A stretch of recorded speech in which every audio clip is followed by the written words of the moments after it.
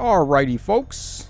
Just gonna go ahead and get the stream started here. We're gonna go ahead and do a live run of Hall of Forms. We just got this today, and it's all FE6 stuff. Pretty interesting units here, actually. Kath, not a bad dagger merge project. She's actually the best dagger merge project we have at the moment. Then there's also the Ninja Eye Green. The lovely Kaboon, of course, drawing this wonderful artwork. We have Bride Lilina, pretty solid unit overall. I mean, I haven't used her in ages, but I'm sure she can still hold up with the AoE damage. And then Legendary Roy. So, I mean, this was like so impromptu. I don't know if too many people are going to show up, so we're just going to, before we get started there, we'll take a quick look at AR and see what's going on here. Okay, we do have a rematch. Well, not a rematch. Well, I mean, I could rematch this guy. I'll save that rematch for the end of the season. But we do have a replay to watch here. Let's quickly take a look at this before we go ahead and jump into Hall of Forms. All right, we got Yu-Gi-Oh! In the house. What's up, my man? How's it going, Yu-Gi-Oh? And we got Pigeon Leader as well. So we got the homies in the chat starting to come in. Let's put the animations on. Why not? Okay, so, of course, with the addition of King Freyr, Anima defense is actually viable again, so it's pretty strong being able to just run a Hinoka line with a Dancer where you're not able to isolate or false start my team. I mean, you could target Sonya with false start, but that's just about the best you're going to be able to do here.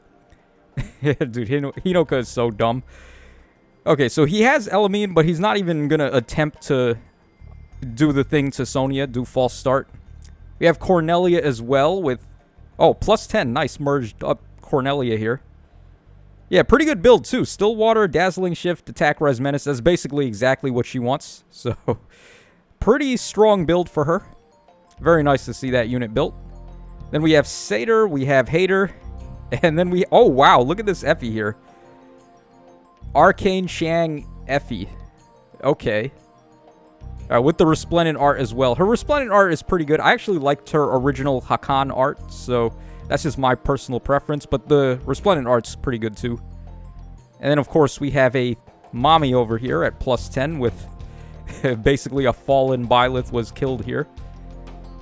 Alright, here we go. Let's see how this goes. Probably not too well for this guy, considering he lost 4 units, but we'll see. Alright, Pigeon Leader says, your team is toxic, Tacho. Keep it up. Yeah. I mean, I feel bad for anyone who's got to fight this. I always love running the defenses that just squeeze the opponent, like just pressure them so badly. You could run like save teams with Catria balls and Cordelia balls and stuff, but I'm not the biggest fan of that because it gives the opponents a little bit of leeway where they can actually maneuver their units on the first couple of turns. I like to just push them all the way to the bottom and just make them feel trapped like a rat in a maze. I guess I'm just a sadistic bastard, if that's the case. But yeah, that's the way that I like to play my defenses.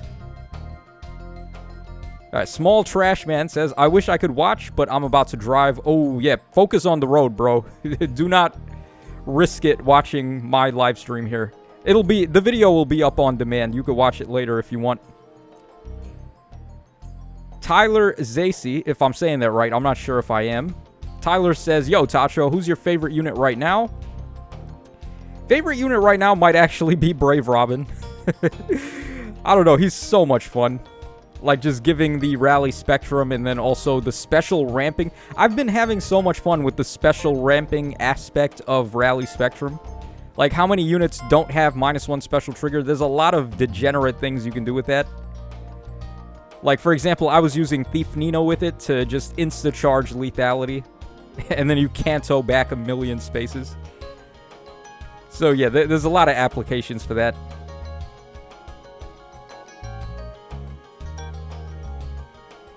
Pigeon Leader says, I would too make a Cav line, but none of my Cavs are good enough. My plus 10 Ninja Korin can't KO things consistently. Yeah, that is the one downside, kinda, is that you gotta have relatively recent units. Sort of. Not like truly, but sorta. Okay, yeah, it's just impossible to hide, man. The mountain tiles really play up here because when you have the 2 mountain tiles on the bottom with the fortress as well, it just makes it so hard to approach this map with anything besides flyers. And most Aether offense teams aren't really running flyers for offense, especially not when it's not fire season and you can't use Hinoka. So, like, it's just really tough to get away from this team. So, once I start giving everyone Flared Sparrow on here and they're just trapped on the bottom, it's going to make things even worse. Yeah, so the fact that he took a win there, he didn't even break the pots. He just won with 2 units remaining. So this will be an easy rematch for me later basically on the final day. All right, let's go ahead and hop in. Let's get started on this Hall of Forms run here.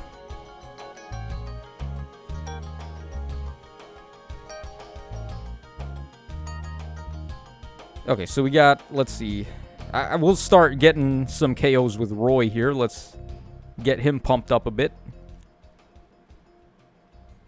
All right, green, I guess it doesn't really matter where we put green here. What I'm expecting for this run, we're probably going to see Roy carry. Roy and Lilina, I would just like focus on giving them the skills here.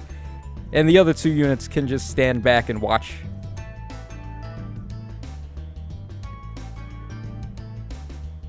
Alright, so in other news, I guess, like, we can talk about some other stuff. This is just a chill live stream. We're not gonna, like, stress too hard on meta stuff and all that.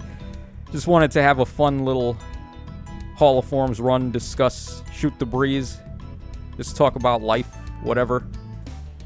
So, are any of you guys keeping up with all this stuff going on in Congress about the aliens?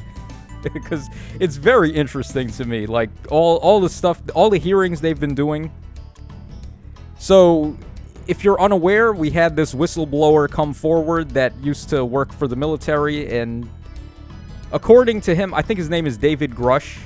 According to him, the U.S. military has been in possession of UFOs since the 1930s, which is crazy to me. Like, I'm a huge fan of, like, cryptozoology and, like, aliens and ghosts and stuff. Like, that sort of supernatural thing really piques my interest, so I've always been a fan of that sort of stuff. So I've been keeping up with, like, all the, like, cases of UFO abductions and all that. I have a general knowledge of, like, all the famous ones at least. So the fact that there was apparently a UFO in U.S. military possession since the 1930s, like, what the hell? That predates Roswell. That's like the first instance, like the first widespread instance of a UFO that people know about. Roswell happened in the 40s, I think. So, like, for an entire 10 years, no one knew that we had a UFO. Like, that seems pretty nuts to me. All right, we'll go ahead and take his refine here. That's definitely going to give us the biggest power boost, but we got a lot of good skills there, actually. All right, Pigeon Leader says, if the aliens aren't thick mamas, I don't care. Yeah. I mean, I'm also a huge fan of Star Wars, and Star Wars has a lot of thick alien mamas. Like that blue Jedi girl. What's her name? The blue Jedi girl. She's pretty thick. I like her. She's like from the Twi'lek race, I think. She, like, the race that has the 2, like, things, the 2 horns on their head that, like, flop all the way down. It's like they got 2 tails on their head, basically. Yeah, love me some Star Wars, though. We have also the new show, Ahsoka, is coming out. Gonna have to watch that. I wasn't a huge fan of Obi-Wan, though. I thought Obi-Wan was kind of lame.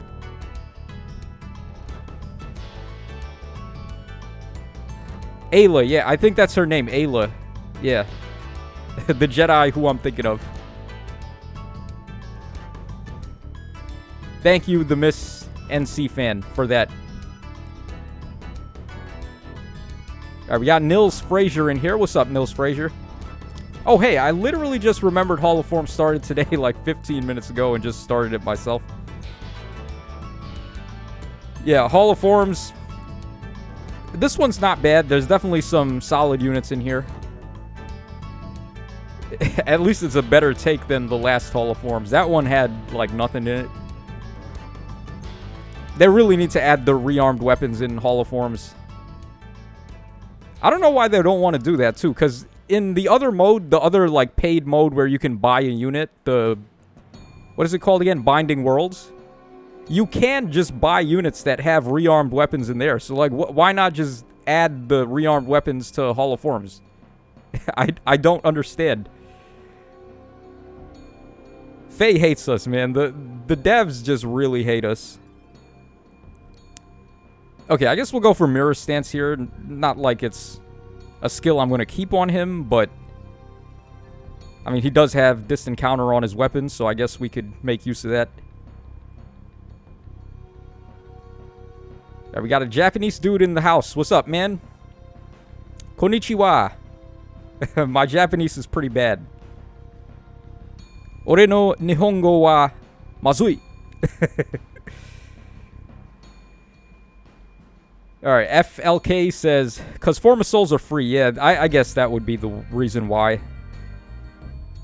It's such a shame, too, man. Like, they could absolutely make more money. I feel like if they were just more lenient with how friendly they are to the, like, dolphins. Not like, focused primarily on the whales, but the light spenders and the free-to-play players would benefit so much and would be more likely to spend, too. I feel like I'm always more willing to spend money on a gacha game if they treat the players well, which, unfortunately, Faye does not do at all. They treat the players really bad. They, like, diamond nickel us every chance they get with whatever they can.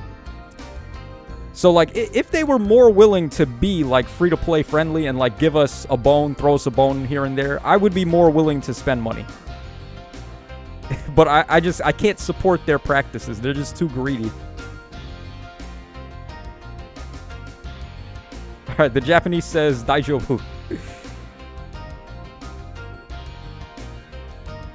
You can call me Atsushi or Sushi. Either is fine. Alright, Atsushi is fine by me. Pigeon Leader says, arcane weapons are too strong. Like you said, plenty of times they probably regret making them. Yeah, well, it's not really the arcane weapons that I think they regret. It's just the rearmed heroes in general, because... like, you think about the way you can use them for skill fodder. It's just way too good. I actually summon on every single sparking banner that has rearmed heroes. I've been collecting rearmed heroes. Hold on, let me show you guys my box real quick. Like, all the rearmed heroes that I have.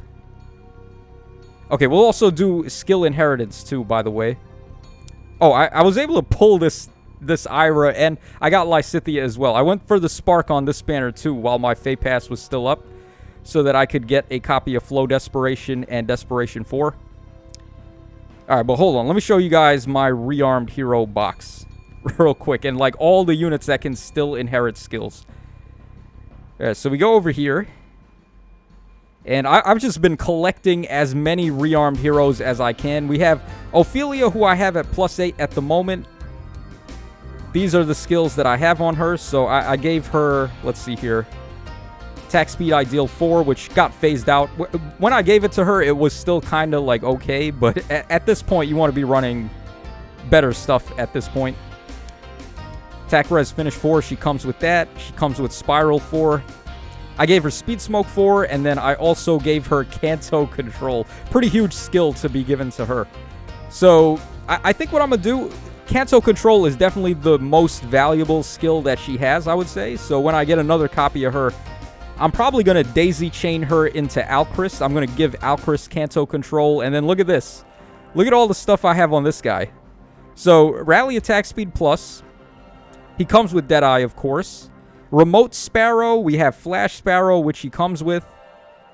I have Attack and Speed Finish 4 on this guy. I got Brash Assault 4 on this guy. Lull Speed and Defense 4 on him. Speed Preempt 2, which... Hold on, actually, what does this one do? Speed -3 on the foe, and then you get Vantage if your speed is 3 points better. Okay, the level 3 is better than that. Joint Drive Speed, I don't even know where I got that from.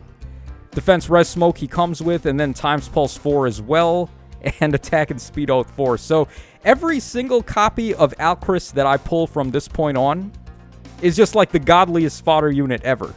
Right? So like I don't have to worry about summoning for fodder for player phase units ever again with this Alchrist anytime I get him. And he's a really good unit to merge up too. His beast skill is really strong. If you get the brave attack support on this guy from like Catria or Cordelia, he can just nuke anything basically. He's gonna delete whatever he hits. So he's a really good unit to merge up anyway. Then there's also Ingrid here. I gave a bunch of stuff to Ingrid too. Let's take a look. We got Rally Attack Speed Plus. Brash Assault 4 there. Which I daisy chained one of my Alchrists into her to get Brash Assault and also to get Attack and Speedo 4 and Defense and Res Smoke 4. So like just the way that you can use these rearmed heroes to just completely duplicate all of your fodder skills is so crazy. And I guarantee you that's the reason why they're so scared to like actually do good banners that have rearmed heroes on them. It probably hurt the amount of money they were making off of skill fodder, so that's definitely regret on their part. Alright, we got Burn Zion in the house. What's up, man? Pigeon Leader says, you could give Ophelia Flare, Magic, BFU. I don't know. Is that Magic no follow-up? And then times plus 4, it's a broken combo. Yeah, all of that stuff you can get from one copy of Brave Sorin. So, like, that's really good use of your fodder. If you have a Brave Sorin, just give him to Ophelia and you can wreck shop with that. Chow Chowchi says, is Dancer Eldigan worth giving Arcane Xiang to? I would say yes, it is. That's definitely the best weapon to give him. And also, Eldigan's just a really nice unit in general. He's a flying dancer. You can give him Guidance 4, Soaring Guidance. You can build him with hard defense so he can avoid Milla in Light Season and Dark Season. So there's just a lot of good things about that Eldigan. He's definitely worth building. The Miss NC fan says, Rally, Attack Speed Plus, and Joint Drive Speed are both on the Awakening Anna we got in Ephemera a while ago. Yeah, it's actually possible that's where I got that from. I don't remember. I just put those on her to get the, like, extra scoring on certain units. So I can just get the double Rally Plus right there.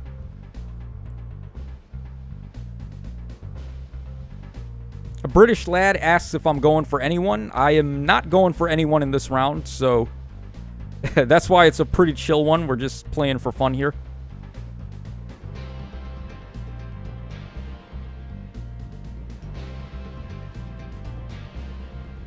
I should probably start getting weapons on these other guys, too. We're going to make it to the final floor of the tower, and Roy is going to be the only one with anything good equipped. So we probably should fix that. Yeah, he's not even getting level ups anymore, so... Yeah, I'll give Lilina a chance to get some stuff. Oh, we got a C... Oh, wow. Actually, is that better than Speed Smoke? Let's see here. Alright, if he's in 2 spaces of non-Beasts and Dragons, he gets attack and speed up 6. He gets a bonus in combat to all his stats based on the highest bonus. And then he gets damage reduction as well. Yeah, this is actually better. Alright, we'll go for his B skill, his C skill rather. Get rid of Speed Smoke there. Alright, Doncho says, man, Roy in this Hall of Forms, I'm so excited for his remix so that he can be playable and not garbage. Oh, wait, yeah, about that.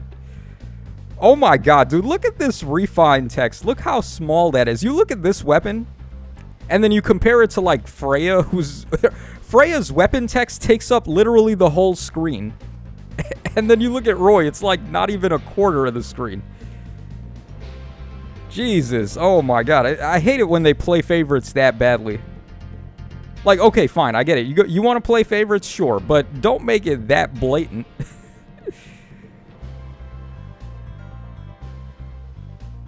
Alright, Jack Company, or Jack Co. says, I gave my Bramimon Flare, Remote Sturdy, and Magic no follow-up. What is the best build to give him? I think that's probably around what I would say is the best way to go. Magic Null follow-up is really nice on him, so he can nullify DR. Well, not nullify, but at least cut it in half. And then Remote Sturdy adds to his bulk, which is already really good. Bravimond is one of the tankier mages that we have. So, like, that sounds like a pretty solid build for him already. You could also go for Special Spiral 4 on Bravimond as well. And then, like... what else would you want? So, like, Special Spiral 4, you could run a higher cost special on him, because then his weapon already gives him +1 special trigger when he attacks. Like, prior to attacking, too. So, it's the good way. It's the way that Robin does it with his C skill. So, if you wanted to run something besides Flare, you could do that as well. But I think Flare is a really good call on him. Because, like we said, Bravimond is pretty bulky. So, the recovery can be really nice for him. Azu says, I thought Roy was our boy. Guess not. Yeah. Unfortunate. Maybe they're trying to stay accurate to the games. Like in FE6, Roy is actually not that good. He's probably like the worst lord in the whole series. He's definitely one of the weaker ones. But in that same regard, though, in Roy's defense, he gets really awesome after you get the Sword of Seals. Alright, what do we got here? Rouse, attack, res. We have Wings of Mercy 4. I think I'm going to go with that, actually. Then we got defense ploy. Or maybe I just take this weapon here. What does this do? Recovery and then attack and speed up 5. Well, at this point, like, anything is better than the weapon we have right now. Yeah, I guess we'll go for that. Sure, why not? The Most Tired Artist says, in comparison to other DC refines, it isn't terrible. Yeah. I mean, it's certainly better than what Ike got. Ike, oh my god, Ike, poor Ike. I'm convinced they have no idea how to build an Ike unit. They just always try to make him a god sword, and that's not really the way that Ike played. He was more... The way that they build Ike should be the way that they built Diamant. But for some reason, every time they release an Ike unit, he's always boring. And I don't know why.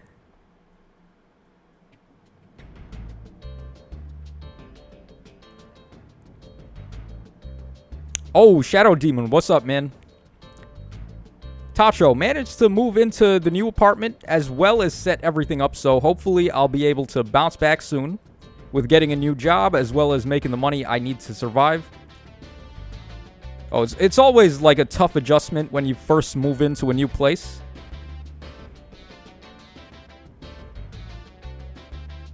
Oh, I wish there was a way I could get the XP here with iGreen, but we'll just go ahead and let Roy finish up here.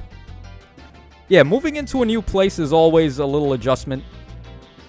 Because you got to get used to, like, the new location you're living in, where all the stuff is. Like, where the supermarkets are, where the, like, gym is, and, like, all that. Like, what's within walking distance. And then, like, looking for a job, too, on top of that. Like, that's going to be rough for a little bit. But good luck, man. Shadow Demon, wishing you the best. Alright, FLK says, Roy can't even kill a unit in Chamber 4. Is that where we are? Hold on. Where are we right now? Are we in Chamber 4? Alright, a bunch of nonsense here. Maybe this weapon is better. Attack and res up 5 and then 7 HP after combat. What is this one? 10 HP at the start of the turn and then attack and speed up 5. Is that better? I feel like I would prefer to have the res on Lulina. Yeah, I think this is probably better. We'll go for the rabbit tome there.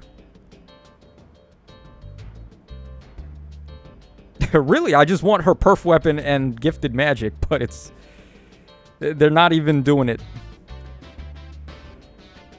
Zulaf says, hey, Tacho, how goes the forming of the hall?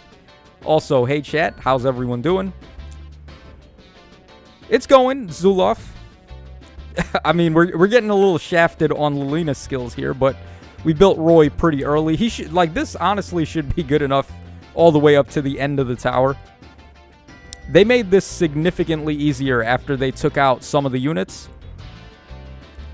So basically, like, the worst we'll have to worry about is Kinshi Hinoka and Adrift Camilla. Those are like the 2 final bosses in here. But like for everything else, we should have smooth sailing. Oh, FLK says it was in his run that Roy couldn't kill in Chamber 4. Yeah, that's depressing, man.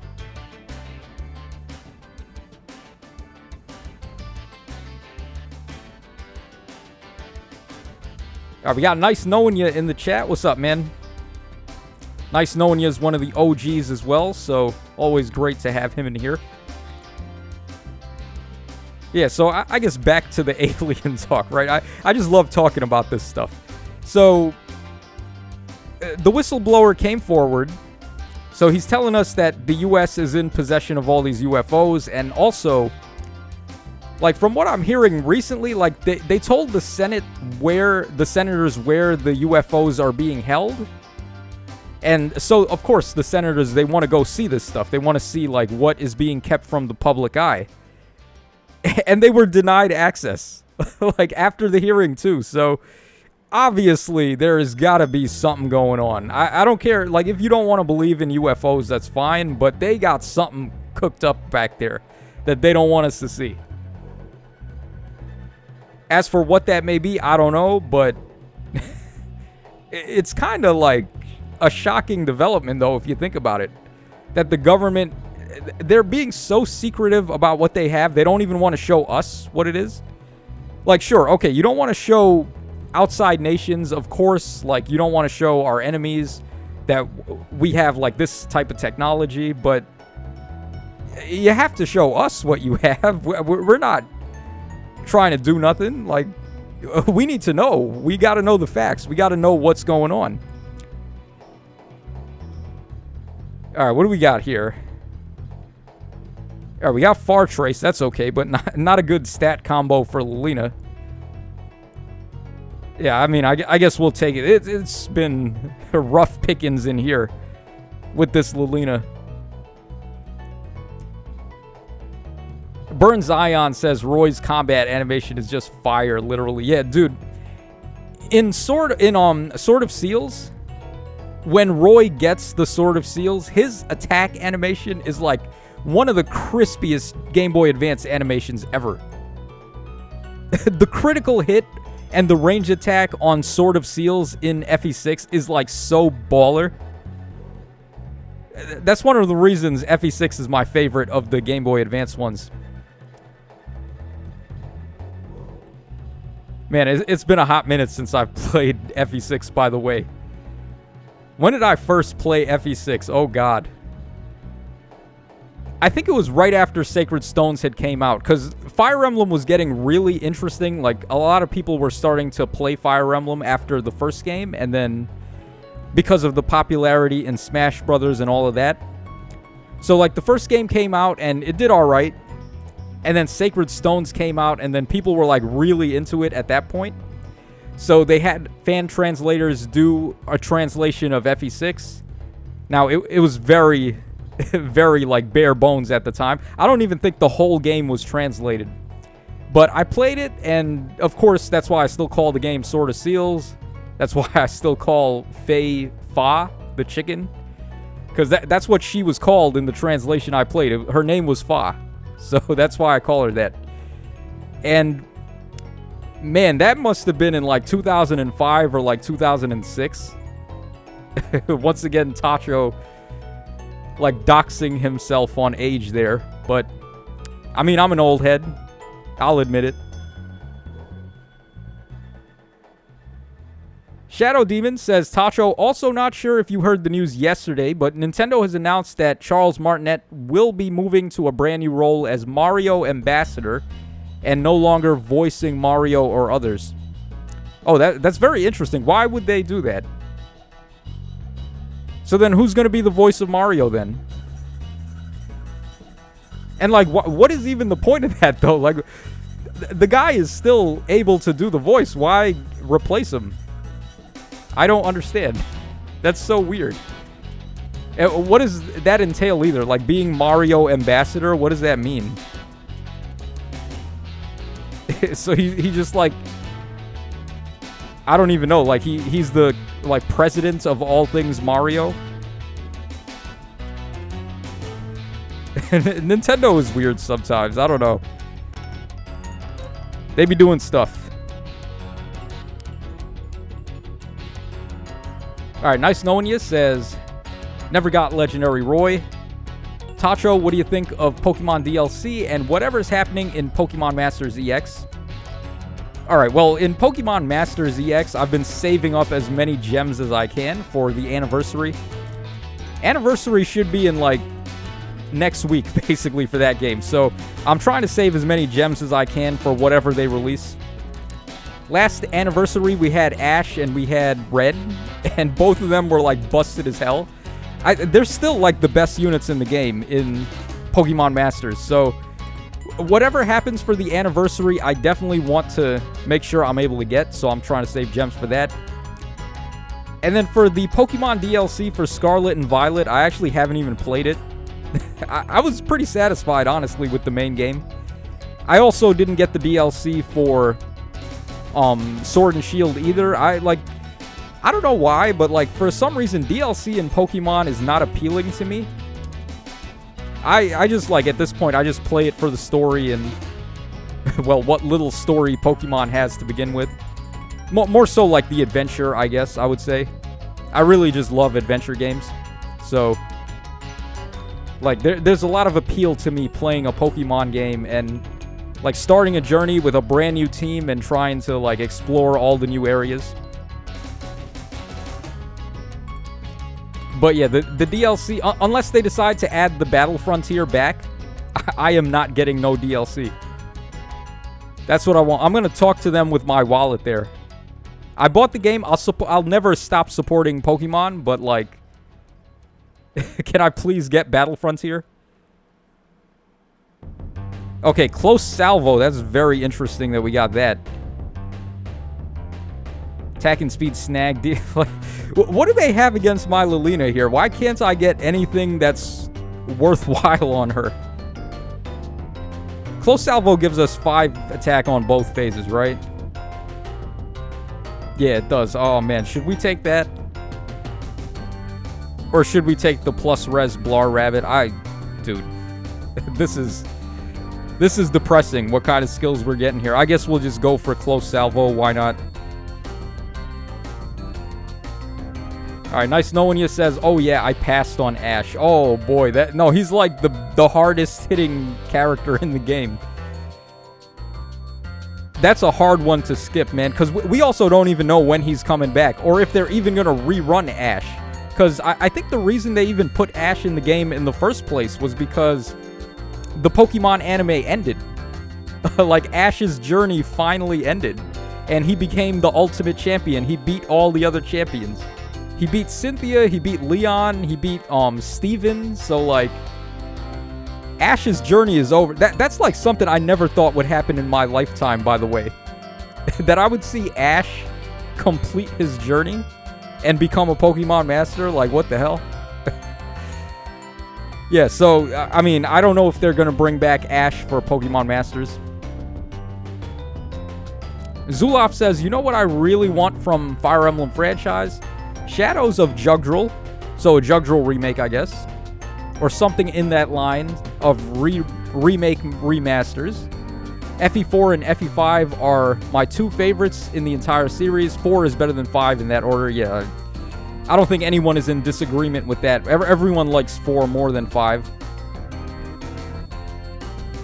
I actually don't like 5 at all. But I will admit 5 introduced a lot of stuff. Like, 5 was really the game that had all the different win conditions. So a lot of it was like try to escape the map, try to get to a certain tile to run away. and like just a whole bunch of different stuff. It also had the groundwork for the Game Boy Advance games, where in Fire Emblem 5, like I feel like the entire UI was just taken from Fire Emblem 5 to use for the Game Boy Advance games.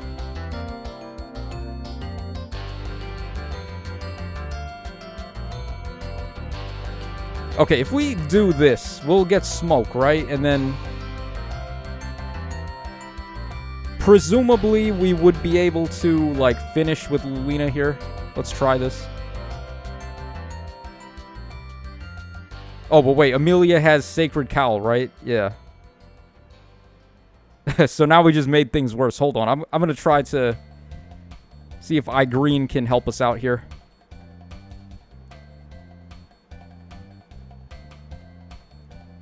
All right, Jonathan Ryan says, but did Ash hit puberty? Nah, I think he's still like 10 years old. That's so ridiculous. Like, this man has gone through how many regions? He's gone through like 9 regions. And he did it all in 1 year, apparently. All Might says, who do you want for the Pokemon Masters Anniversary Tacho? Personally, I want Wes. Oh, dude, that would slap so hard. Anything from the Shadow Pokemon games would be awesome. Like Greevil and Shadow Lugia. You know how hard that would go? Getting Greevil and Shadow Lugia in Pokemon Masters. Are you winning, son? Andres. Yeah, well, finally, I mean, we finally got Lilina's Perf Weapon. Yeah, look at this. Now the skills are coming in. Now we get Brash Assault. We get her weapon. Attack in Res form. I hate when this happens. When, like, all the good stuff is in one batch. And you can only pick one thing.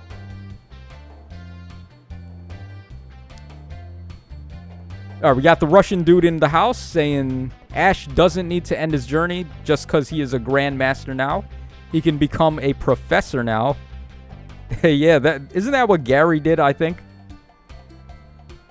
I think Gary did that. Like, at the end of... What was it? Like, the Johto season, I think Gary turned into a professor. Yeah, but anyway, back to what All Might was asking about who I want for the anniversary. I would have to say, like, anything from the GameCube games would be awesome. But I don't know if they're going to do that. And then as far as, like, other characters go, I really like Leon a lot, but we got a bunch of Leons already. So, like, probably not him. Maybe, like, Getsis, like an alt for Getsis. With Kyurem White, I think that would be cool. Because we have Getsis in the game, he has Kyurem Black. Or no, he doesn't have Kyurem Black, he has, regular Kyurem. So, like, a Getsis with Kyurem White, I think would be pretty cool.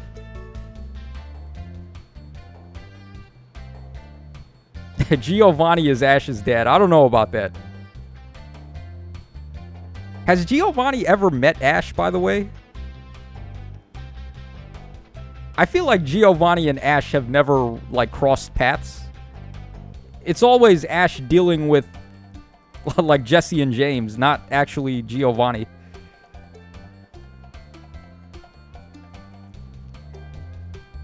Nice knowing you says, Scott in Pokemon Masters EX, please. Oh, Scott.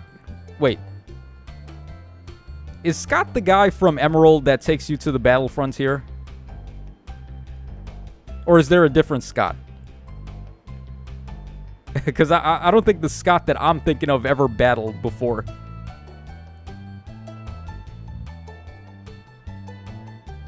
Jonathan Ryan says, nah, Ash is clearly going to make a torture now. Breeding his winning Pokemon team like Triple Crown winners do in the real world. Yeah, I mean, like, Pokemon breeding has become so infinitely easy compared to when I used to play. You guys have no idea, like, how bad it was when I used to play Pokemon. We didn't even do it legitimately. That's how hard it was. Because I used to play competitively in Gen 4 and Gen 5, and it was so difficult to breed anything, because back then there was no Destiny Knot trick. So what you had to do was just, like, actually breed and try to get lucky. I think the most you could pass on was, like, 3 Ivies, so you had to get lucky on the other 2. And it was just such a wash. We used to just use PokeGen to cheat and, like, just insert whatever we wanted into the game.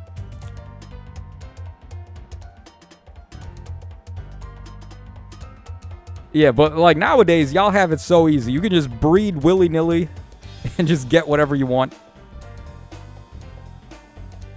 It's so easy now. Like, I remember when I played... That's the reason why I love X and Y so much, and why X and Y is, like, tied with Emerald for my favorite Pokemon game, because they made it so easy to just do anything.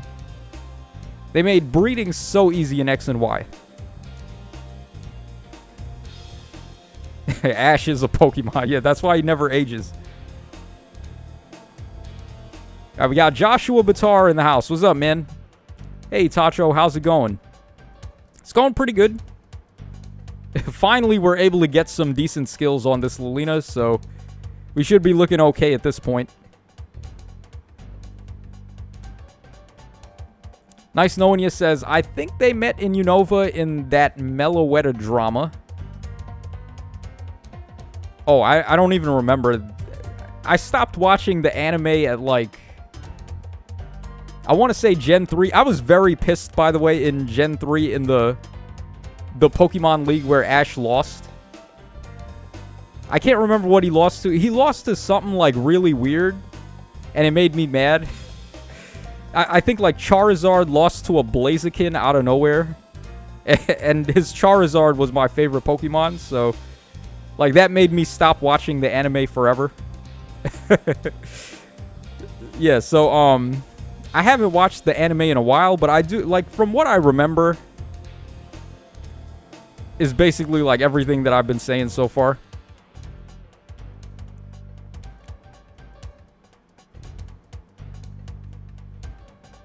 Alright, Tailwind says, yes, another X and Y fan. Dude, I love X and Y. X and Y is so underrated, man. I can't believe people say X and Y suck. They have no idea what they're talking about.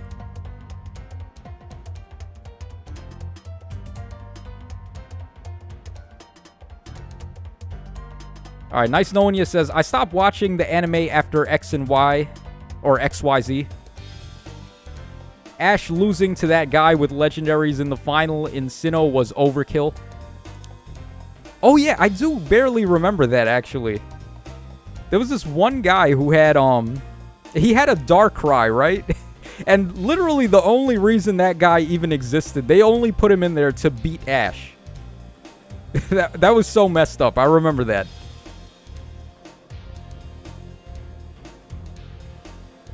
Alright, Tailwind says, you're thinking of Johto's loss. Ash lost to a Meowth with a hat in Hoenn. Okay, I don't even remember that. Like a Meowth with a hat. I do remember Charizard losing to Blaziken, though. That made me so mad. Dude, Charizard is a flying type. He's supposed to have super effective damage on Blaziken. And he didn't even use Seismic Toss either. Seismic Toss, like, one-shotted everything in the anime. Alright, what do we got here? Fortify res. Brazen... Oh, Brazen Attack res could be interesting here. With Close Salvo, we're just, like, chipping ourselves below health. So that could be pretty good.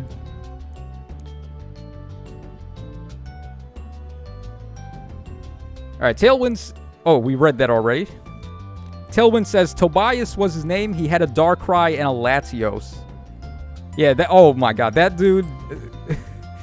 You know that dude was using Game Shark. Like, come on. That's what he's supposed to represent. He's like all the kids that cheat. They use, like, Game Shark or Action Replay, and they just, like, hack all of their Pokemon. That's who that Tobias guy is supposed to be.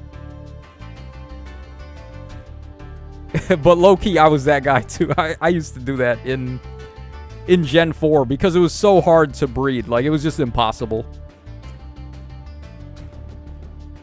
It got a little easier in Gen 5, though, I'll admit, but you had to RNG abuse, so... Like, I didn't do it as much, but... Also, there were a ton of battle sims at the time, like Shoddy Battle had came out, and also... Let me give you guys the full history on Pokemon Battle Sims. So right now we have Pokemon Showdown, right? So, like, that's the thing.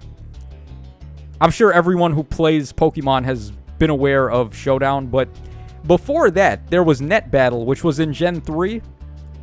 I didn't really play much Net Battle. Gen 3 wasn't really the gen where I started playing competitively yet. It was in Gen 4 because of the Wi-Fi that I was like, okay, I can finally compete with people. So, in Gen 4, I started playing competitively. The first battle sim was called Shoddy Battle. And I was actually personally invited to playtest the beta of Shoddy Battle. Because, like, at the time, I was, like, one of the best players. So, I remember that. And then after Shoddy Battle, it was Pokemon Online. And then after... Pokemon Online was, like, for Gen 5. And then after that, Pokemon Showdown came out after that. So, those are the 5... Or the 4 battle sims. It went Net Battle, into Shoddy Battle, into Pokemon Online, into Pokemon Showdown. So, a little history lesson for all y'all.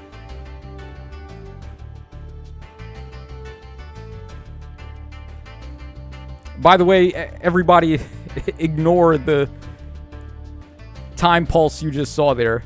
I didn't just lose. Alright, Russian Dude says, how many of you used Master Ball cheat code? Yeah, that's another one too. You use the cheat code to get like 99 Master Balls. And then you just catch whatever.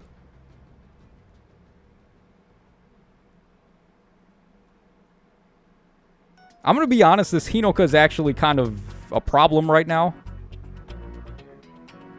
Let's see, maybe if we do this like we sacrifice Kath, we can finally get rid of her. Eric Mike says, I remember that episode, Poor Pikachu, that Latios beat Pikachu's ass. Yeah, that dude, that Tobias dude, he was a cheater.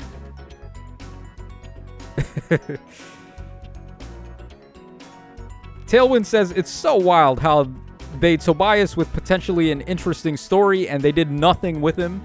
Not a single mention ever again, and he wasn't even in the Master Cup. Yeah, I'll tell you why he wasn't in the Master Cup, man. It's because he got banned. Like, they found out he was using Game Shark. So they banned him from all competition.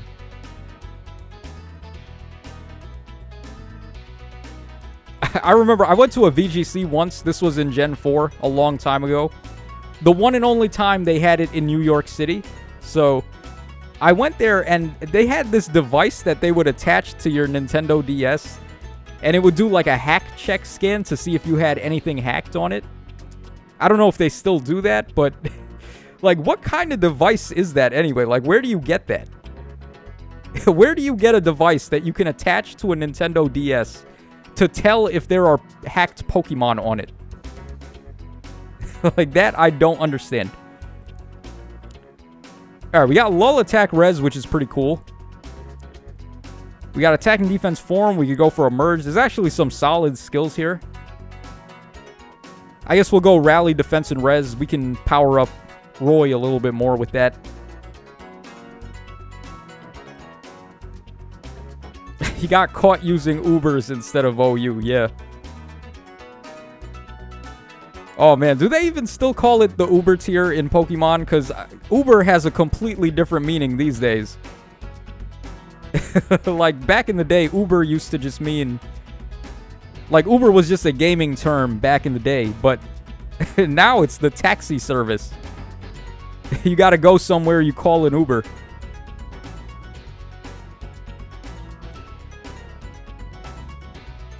Silver Note says, is it worth getting into Pokemon Masters? I would say probably, actually, yeah.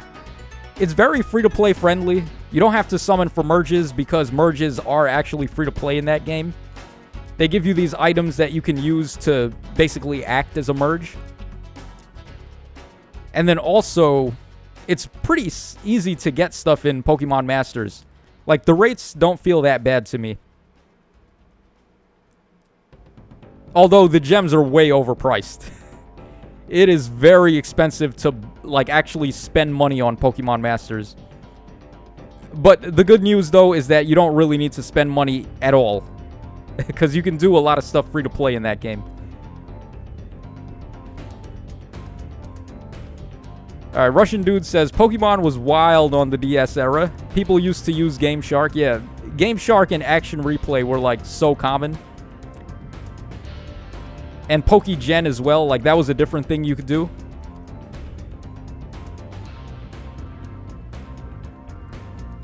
Uber tier still exists for Smogon. Yeah, they should probably call it something else by this point. I think they also had a tier called AG that was like anything goes. That was after my time, though. That was after, like, my run had ended and they started, like, going crazy banning stuff. I think the first thing that got banned was, like, B-Barrel with Moody. Because you could just set up a B-Barrel with Moody in Uber tier, and he would just, like... If he gets the evasion +2 from Moody, then you basically lose. Because he's just going to sit there and keep on buffing stats. Alright, what do we got here for Roy? We have Clash 4, which is okay. Wow, this is really bad. I guess we'll go Defense Res Solo for the seal. Alright, yeah, that should be fine.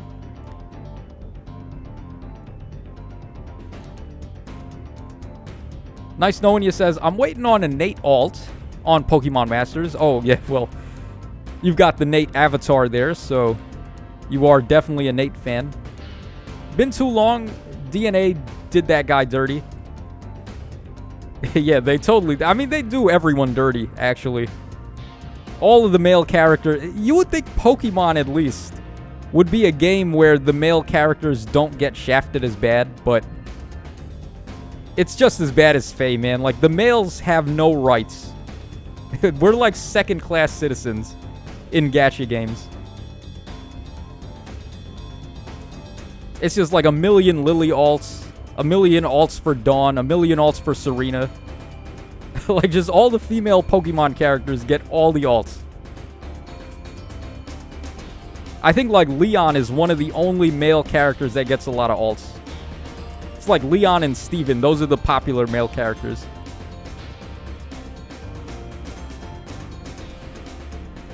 Pigeon Leader says they introduced the ZU tier. What does that even stand for? ZU?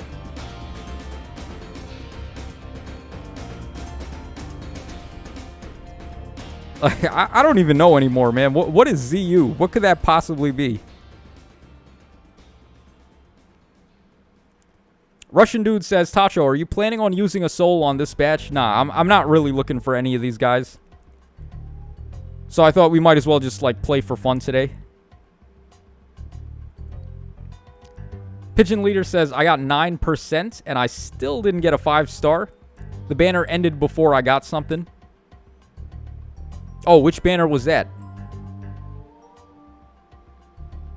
Pigeon Leader says, the rates for Faye are terrible. I reached 9% on a 3% banner last month. Yeah, that's bad. That's really bad. That's how you know.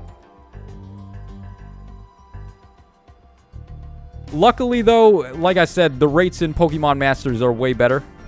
It doesn't feel that difficult to get stuff. Neil Marvin says, Tacho, what are your thoughts about Lucio with Gambit 4? I mean, it's good on her. Obviously. Being able to turn off specials and then you have a skill in your B slot that just gives you flat damage reduction without a check. And then she doesn't care about specials anyways, so it doesn't matter if you run a high-cost special. So it's like the perfect skill for her, honestly. It's not invincible, though. I've seen a lot of people, like, act like it's unkillable. It's not. There's always a weakness to everything. So for Lucia, it would be like Legendary Shez with physical null follow-up. You just cut DR in half and then you just body her. Or just any brave unit that has physical or magical null follow-up, I would imagine would beat her.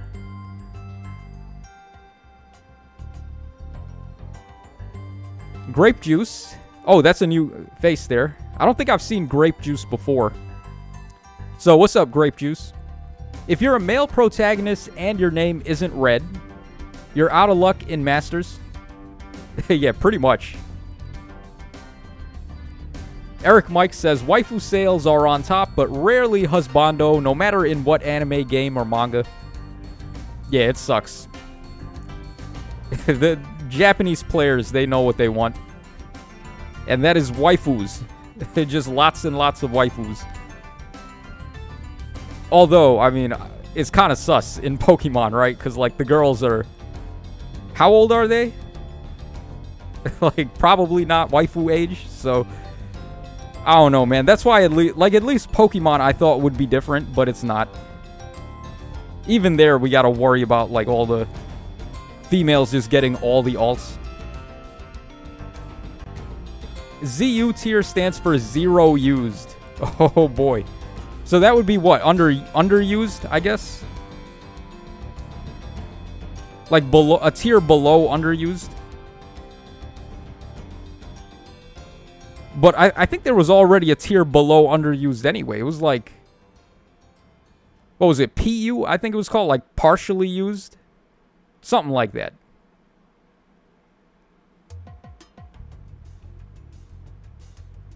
Alright, Nice Knowing You says, nah, DNA should do a Choose Your Legend style voting thing for the Annie units each year. Oh, that would be fire, actually. I would love that. So we could just vote for our favorite characters. Yeah, no, that would be pretty fire in Pokemon Masters. Droden007 says, hey, Tacho, saw your Rearmed Heroes video. I have 5 Rearmed Chroms. Oh, my God, that is awesome. 3 Rearmed Lifts and 2 Rearmed Arthur. Do you recommend to invest in the kit you shown on that vid? Yes, absolutely, dude. On Rearmed Chrom, if you give him, like, Flared Sparrow, you give him, Flow Desperation, and then you give him Alarm Attack Speed, like, that's just an instant build for all of your cavalry units. All the player-facing ones. You just give them that same exact build, and they're all, like, awesome. And that's where the power of these rearmed heroes really plays in. Like, just being able to instantly build a unit right out of the box. Like, you pull one copy of a rearmed hero, and then that instantly builds one of your other guys. That is so valuable. As opposed to, say, summoning for a new hero. Like, okay, so let's say you wanted to get, I don't know, Flow Desperation from the new Ira, right? So, like, you summon on the banner to get Ira. You get Flow Desperation. But what else are you able to pick up from her? Not really anything, honestly. Hold on. Let's take a look here. Let's quickly show that. What do we want on Lilina? Oh, we got Far Trace Attack Res there. That's good. Okay, so let's quickly go to the banner. I'll show you guys what I'm talking about. All right, where is it? It's this one, right? Okay, so let's take Ira, for example. You go ahead and you summon for Ira, right? So what skills would you be able to get with one copy of Ira if you used her for skill fodder? Basically just Flow Desperation and Red Feud. So you would get Red Feud 3 and then Flow Desperation. Because you're not getting Attack and Speed Clash 4. There's no level 3 available of that. So you're only really getting 2 skills. And do you always want Red Feud? I mean, sometimes you do, but not all the time. So, like, it's just better to summon. If you want the fodder, it's better to go for the rearmed heroes that you can customize. Right? So, like I said earlier in the live stream, look at what I gave to my Alchrist here. So, we have Remote Sparrow. We got Flash Sparrow. We got Attack and Speed Finish 4. We have Brash Assault 4. We got Lull Speed and Defense 4. Defense and Res Smoke 3. We got Times Pulse 4. We got Attack and Speed Oath 4. Like, all of the meta skills are on this Alchrist. So, from this point forward, any single time I summon Alchrist, I can just instantly build a unit with that. I can get all of the fodder there. So, just put that into perspective. Like, why it's so good to give skills to rearmed heroes. They're just way too valuable for the fodder.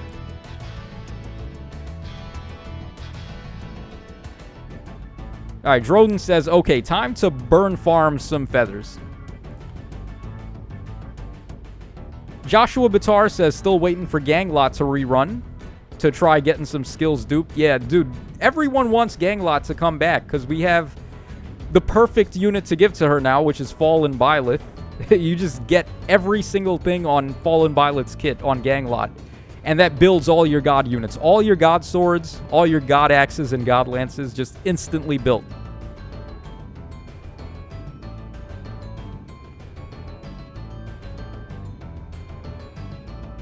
But yeah, they're wise to Ganglot. They know that we want her, so they're probably only going to give her out on like some really sucky banner where the rates suck. She's going to be like triple color sharing. It's going to be awful. All right, Pigeon Leader says ZU is below PU. Articuno is ZU, not surprised. Articuno was never really that good, unfortunately.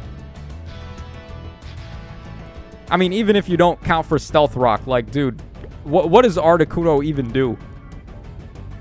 Ice is like the worst type in the game.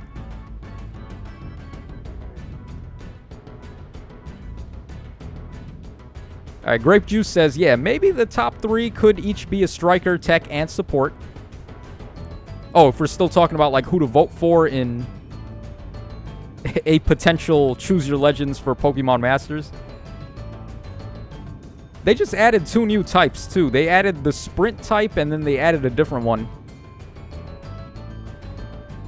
I can't even remember. I think it was like Sprint and Field type. So they're starting to add more stuff to Masters as well. Droden says, I went all in for Rearm Crom. Favorite Lord issues. That's a good one to invest in, though, so no problems there. I still have a couple of spare before merge it to plus 10. Yeah, make sure, before you merge your rearmed heroes, make sure you use them for the fodder first, so you're getting the maximum value out of them. Don't just, like, blindly merge rearmed heroes without first inheriting skills, because that's a waste. Tyler McLaughlin, if I'm saying that right, says, I've never foddered a rearmed hero before. Is there an indicator on the skill inheritance screen somewhere to know if the rearmed hero is eligible to be foddered without losing them? Yes, there is. They have this little red sword icon on them. And when they can use for skill inheritance, the red sword is there. And when they can't, the red sword turns white. So you can't use them for inheritance when they have the white sword. Oh, we got Seal Res 4. That's pretty solid. Huh. Do we want that? Do we want that over Kanto on her? Probably not, actually. Yeah, I think we're fine with what we have here. I actually like this build we have on Lilina right now.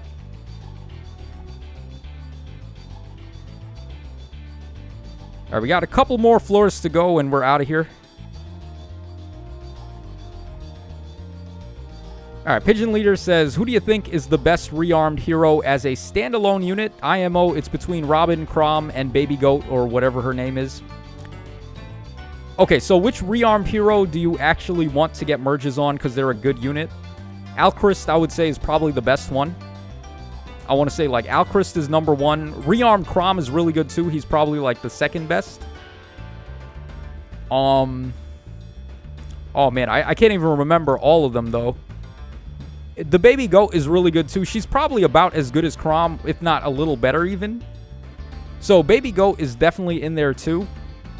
Those are the ones you want to merge up to plus 10 just because they're good. And then, like, the other ones you would just use for fodder, like... What's his face? Not Alchrist, Alfred. That dude is kind of booty. Like... He's okay, I guess, but he's completely just carried by his weapon being good. And you can give his weapon to better units, so... Like, there's no reason at all to really go for merges on him. Ophelia's okay. You can definitely get away with Ophelia. Rearmed Grima's really good for merges because she scores high in Arena. So it just makes sense to get merges on her. And... there's not really too much else to bring up. I think that's about all the rearmed heroes worth mentioning. Ganglot's not so great. She's just like a very slow axe unit.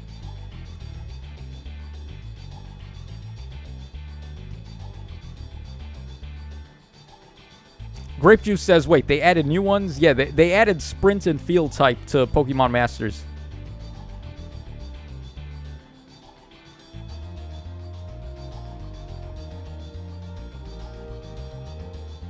Alright, Nice Knowing You says, Aether.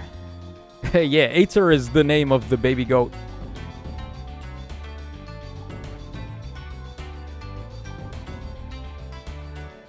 Eric Mike says, I'm still waiting for an Arcane Green Tome to give to Summer Sylvain. Yeah, that really bothered a lot of people that they just started doing duplicate rearmed hero weapons. So we've got 2 swords, we've got 2 lances, we've got 2 bows. What they should have did was just give like one... Each weapon type should have had 1 weapon first before they started doing doubles, I think.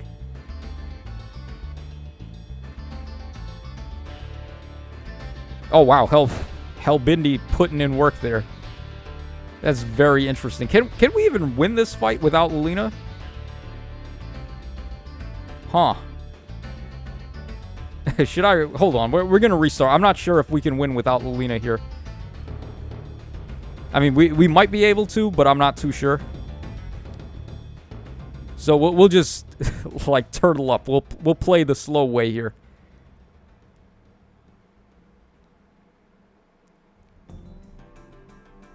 Alfred is just his weapon.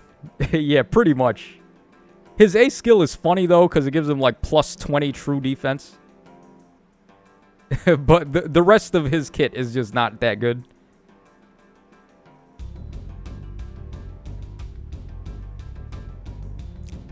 Tyler says, give us rearmed or legendary Titania or Seth, you cowards. Yeah, that would be good. We need another axe, at least. If they're going to do duplicate weapons, we could really use a different arcane axe. Like one that's more suitable for faster axe units. Because we have that Valentine Effie is just waiting on her arcane weapon. And the one that we have right now isn't really ideal for her.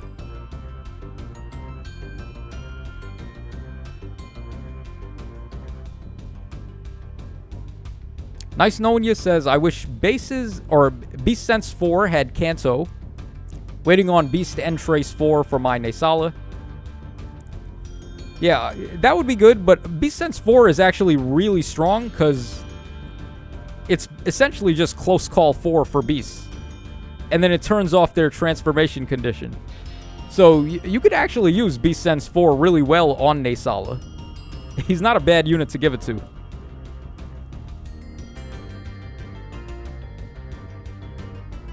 Alright, what do we got here? Attack and Speed Catch 4.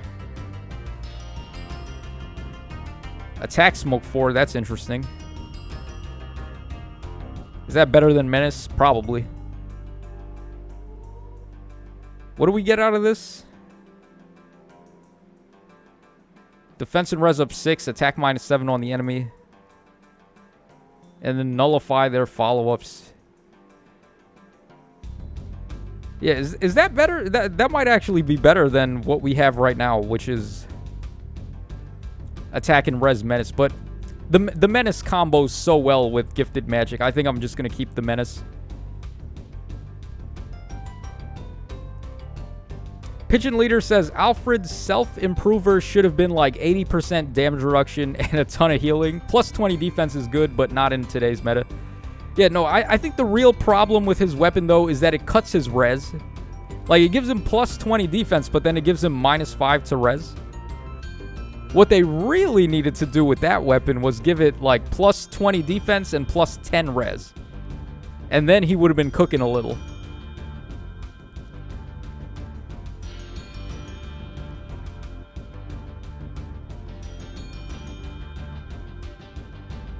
You know, I was thinking about this too. Like, what if in the future we get a Grand Hero Battle of Veda? Because they could, at this point, the power creep has gone so far, we could actually just, like, get a copy of the Uber Spear that Veda had in FE7 and like just do it verbatim. Just do the exact same weapon, and I don't think it would even be broken in Fire Emblem Heroes. So I think the Uber Spear gives you like what? What does it even give you? 14 HP, and then it gives you like 12 attack and a ton of defense and res and like 5 extra speed or something.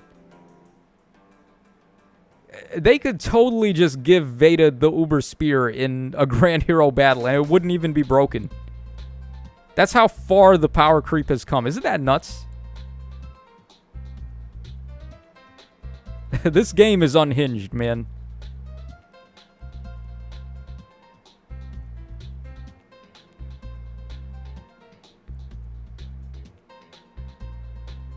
Alright, Droden says Tana is good too. I don't actually remember what Tana's unique skill does. I remember her weapon, but like her unique B skill, I don't remember what it did. I think it gives her like a jump effect, and that's actually all I remember about it. But yeah, Tana is okay, mainly because of Guidance 4, though. Like, you jump in with her B skill, and then units can then jump even further with Guidance 4 on Tana. So, like, her B skill combos really well with Guidance 4.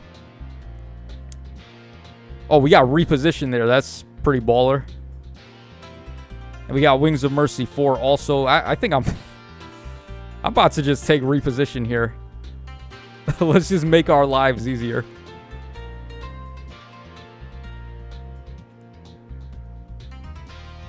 Alright, Kareem James says, been wanting to start the game for ages, but not sure what to focus on. Got any advice? Honestly, man, like, Kareem, I don't want to burst your bubble, but this is not really that type of game where you can, like, just start playing and it's going to be a fun experience, because the weapon descriptions are just so out of control now. It's very off-putting if you're a new player to come into Fae and just, like, do anything, really, because... Alright, hold on. Let's finish this fight and I'll explain what I'm talking about here. We'll just speed up. We won't watch the animations. We'll just, like, quickly do this. But this is not the type of game where you can just start playing, I don't think. To really get anything out of Fae, you would have had to been playing for a while. Because the resources are so drip-fed. Hold on. Alright, let's just quickly take something here. What do we got? Alright, nothing that we want. We'll just go for a merge again. Okay, so... First of all, let's start over here with the Sacred Seals. So, I've got basically every seal leveled up, except for the Squad Ace ones that are...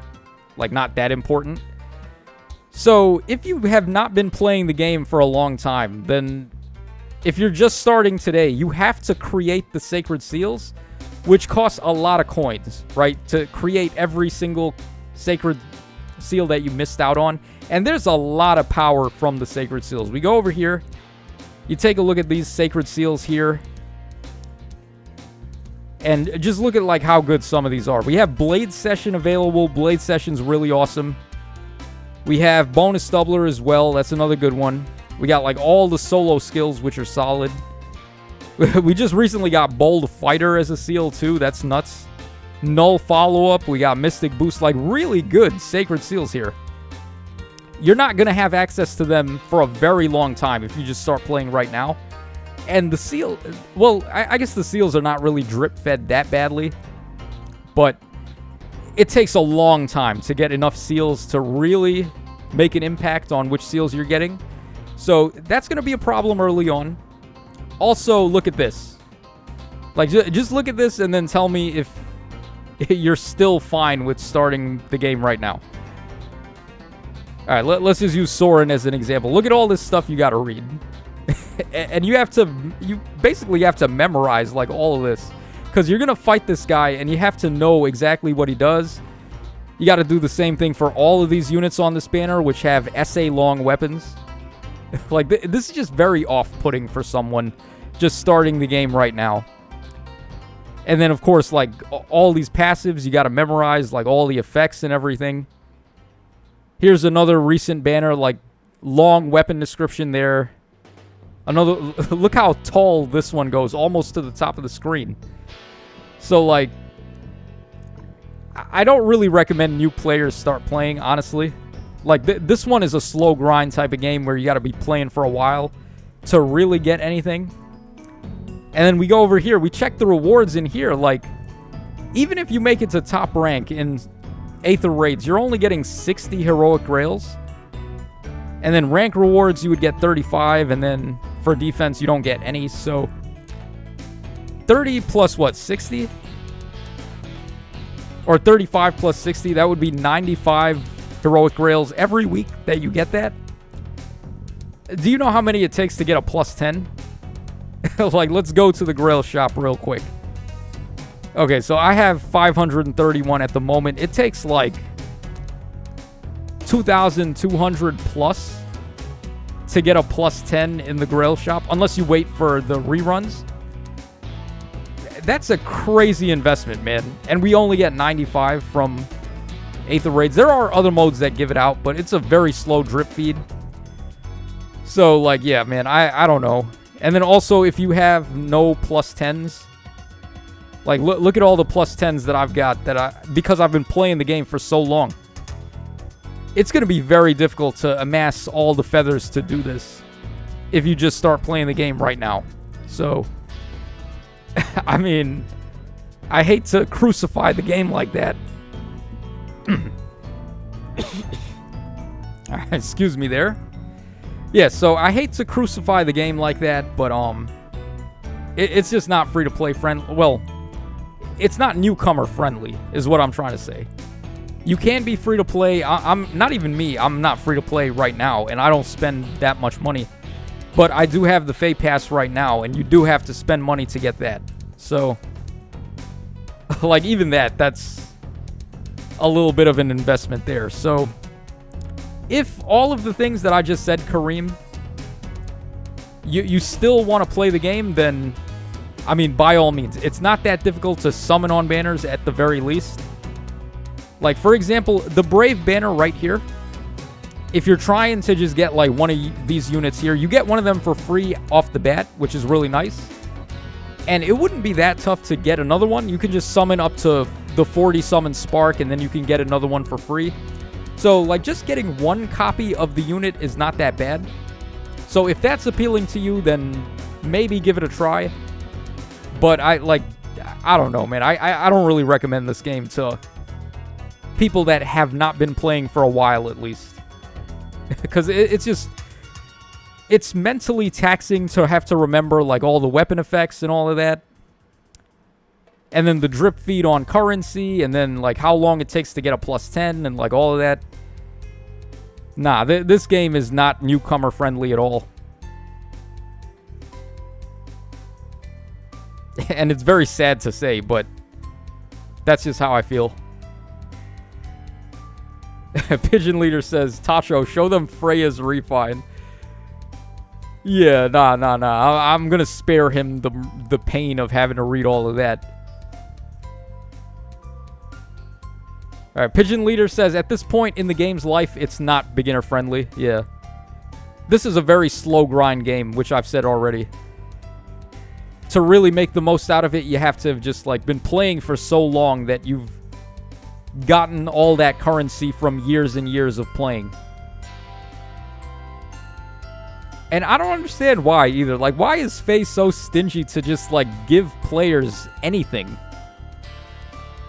I know money is involved, right? Like, they want people to spend money, but, this is just gross. Like, how much money they expect you to spend, and then they can't even give us, like, anything decent for free. Samuel Perez says, if you still want to read this Yu-Gi-Oh-like text, the PM1 TLDRs are useful. Yeah, PM1 will also do that. Like, he'll break down each weapon in very simple sentences. So it's not tough to understand that much, at least. Ooh, attack speed Hexblade on Roy. That's interesting. Attack and speed bull. Oh, I'm taking Bulwark over what we had there for sure. All right, so Roy is looking a little better there. And we got 4 more floors to go before we're out of here. Oh, we got Poke Goldmine in here. What's up, Poke Goldmine? Not to mention in Summoner Duels where you have to read those descriptions and make a decision in the span of 30 seconds. Yeah, so like a new player trying to do Summoner Duels would be impossible. You're either just going to get blown out, or even if you don't get blown out, you're not going to enjoy yourself.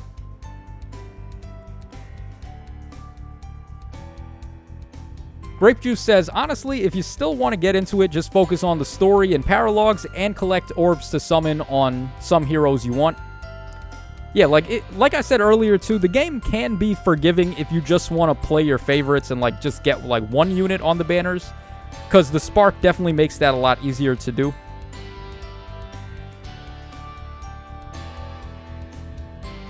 Oh wow. Roy can't get rid of this guy. I guess maybe if we debuff him. Alright, there we go.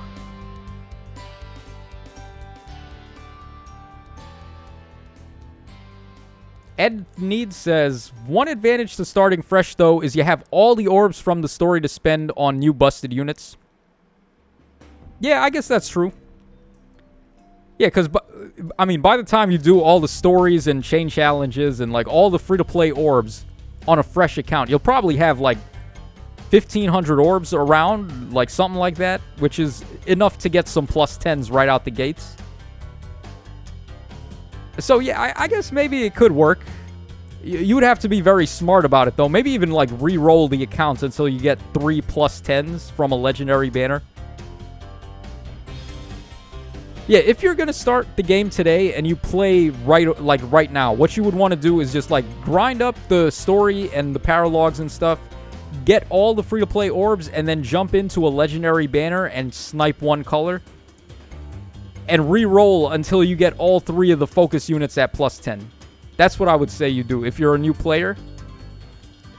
But if you don't have the patience to do that, then probably not a good idea.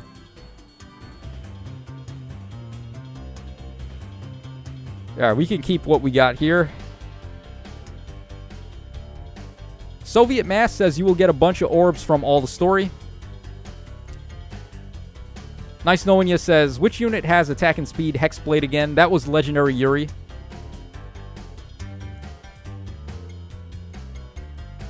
Logotia says, yo, Tacho, I managed to match defense with my Fallen Byleth and Choose Your Legends Byleth. Do you think it'd go crazy in Summoner Duels?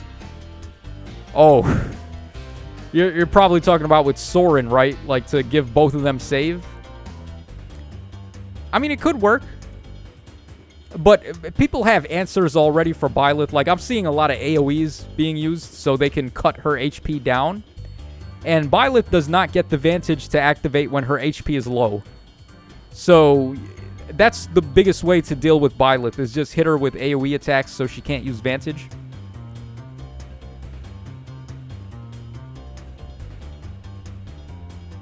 Resolute Mindset says, you might have been asked this 100 times already, but who's your favorite Brave hero so far? Oh, it's absolutely Robin. I think he's the best one. It might be close with, like, him and Sorin, but honestly, I feel like Robin's just the best one. The support is too good that he gives. And then he's a really strong nuke unit as well, so it's not like he just sits there only doing support. He can really contribute.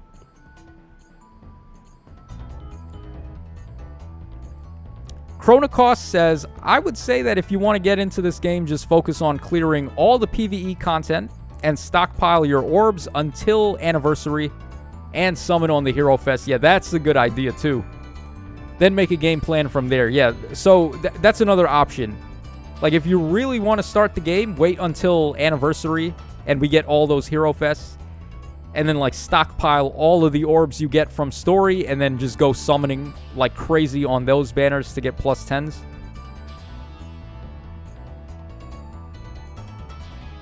I would still say, though, a legendary banner is probably a little more worth your while, because you're getting the mythic heroes and you're getting the legendary heroes on those, and you need those guys specifically at plus 10 to score better in certain modes.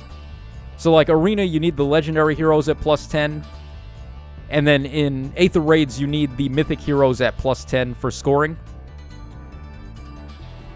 Oh, we got GLR there. Interesting. Is that better than Vital Astra on this guy?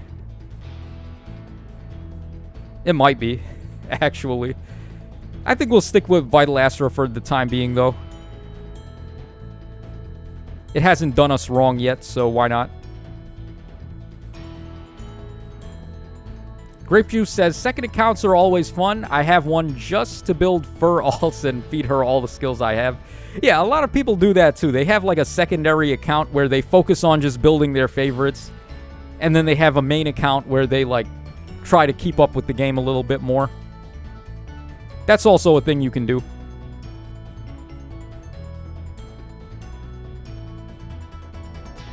Alright, actually, let's have Lilina do this. We'll have Lilina just, like, attack Carla and Kanto back. I should have checked if these guys have Wings of Mercy, by the way, before I did that, but... I mean, who has time for that, right? Like, who has time to actually check enemy skills when you're playing Fae? Yeah, none of them have Wings of Mercy, so we're good. All right, Kareem James says, when is anniversary? The anniversary would be in February. But we do have a legendary banner coming up at the end of the month, in about a week. So if you Kareem, if you really want to play the game, then wait for the trailer for the legendary heroes, and then if it's a good banner, then maybe you want to start playing the game then.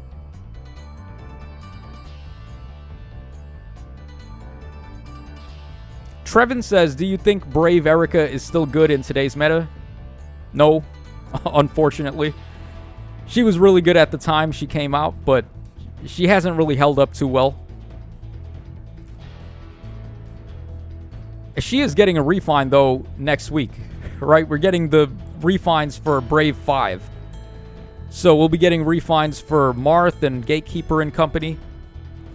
So it could be Erica's time to shine. Chronocost says, I mean, focusing on merges is kind of a pitfall for new players, in my opinion. Just do what you can for your first year of playing, and if you find yourself wanting to try more, then refocus on merge projects. I mean, yeah, that's also true, too, if you want to, like, just be casual about it. It'll really help, though, to, like, just go nuts on a legendary banner with a fresh account. Because with all the story orbs, you can probably get, like, at least 2 or 3 plus 10s on a legendary banner. And that's just going to be such a huge boost for your account right at the start. Because you'll be able to score so high in the other modes. But yeah, if you don't care about any of that, then you could also do it that way too.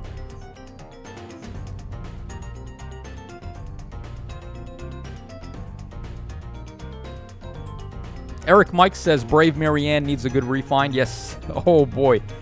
No, she needs to get something good.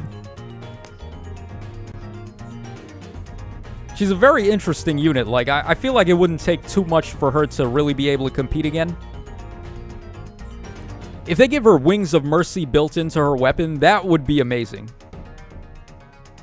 Because, like, that's one of the things that Marianne really needs. She needs to be able to jump in so that she can allow your other units to just, like, attack first.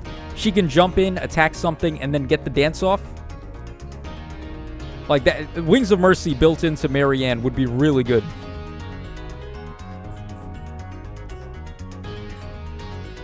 Chronocost says, you're inherently going to be casual unless you spend money, though. If a new player wants to come out the gates as a new whale on the block, then by all means. Yeah, but, like, also, the only real opportunity you're going to get to whale as a new player would be at the very start, when you get all the free-to-play orbs. So, like, I still think there is value there to summon for the legendary heroes right at the start of your account.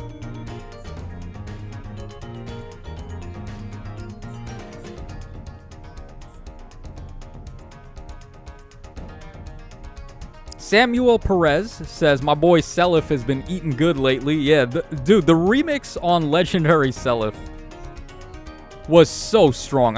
He probably got the best remix ever. Like, just period. That Seliph remix was really good. Okay, apparently Miss just refuses to die. Sure, Miss, sure. FLK says, what makes me mad is how new players are so disadvantaged in allegiance ranking. Yeah, that's true. You can do nothing about the slow synergy points. Takes 4 years to max if they don't increase by that time. Yeah. They used to also punish you for having a low-ranked fortress in Aether raids. I think they fixed that. Like, they changed it so the fortress levels don't matter as much, but like, I don't even understand. What is the point of gatekeeping new players out of the game? It's like Faye has no idea how to make a game and make it be friendly to newcomers. It's amazing that new people even come into this game. The way that it's handled, like, I don't even know. But yeah, they're very insistent on just punishing everything that we do. Like, you want to merge a unit, then you're getting punished for losing out on the skill fodder. You want to fodder a unit, then you're missing out on getting the merge on that unit. So, like, yeah, man, I don't know. We never get a freebie in Faye. It's always... There's always a catch to everything we do. Tyler McLaughlin says, I feel like Brave Ike's refine was still one of the most impactful refines remixes they ever did. Yeah, oh, absolutely. For the time, yeah, dude, Brave Ike was like the best unit in the game for a whole like year and a half after he got his remix. He lasted for a very long time until everything turned off DR, and then he just died. All right, so we get Stillwater, obviously right at the end when we're finally finished, we get Stillwater. So we'll go ahead and take that, but that's pretty much everything that we're going to do today. We just ran through Hall of Forms. I think that's a good enough place to stop. Before I keep talking trash about Faye. I mean, I'm talking all of this shit, right? Like, I'm saying the game sucks, that new players shouldn't come in. But out of nowhere, my, like, love of the game actually sparked again. I don't really know what happened, like, what caused it, but I've been enjoying myself playing Faye quite a bit lately. So, I shouldn't be too bad on the game when it is still fun and I still enjoy myself. Alright, guys, so that's going to wrap us up for today's video, or at least today's live stream. I'm going to do another video tomorrow. Well, I'm trying to do a video a day at least. Just to, like, get some content out there for you guys. So, I think I'm going to do, like, a video tomorrow talking about, like, should you build your favorites or should you go for the, like, 5-star exclusives? Like, what is a better investment to go for? I think that'll be an interesting video to cover. So, that's going to wrap us up for today, guys. This is your boy Tacho signing out. I'm hungry as hell. I'm about to go, like, eat whatever I have in the fridge. So, peace out, y'all, and I'll catch y'all again tomorrow.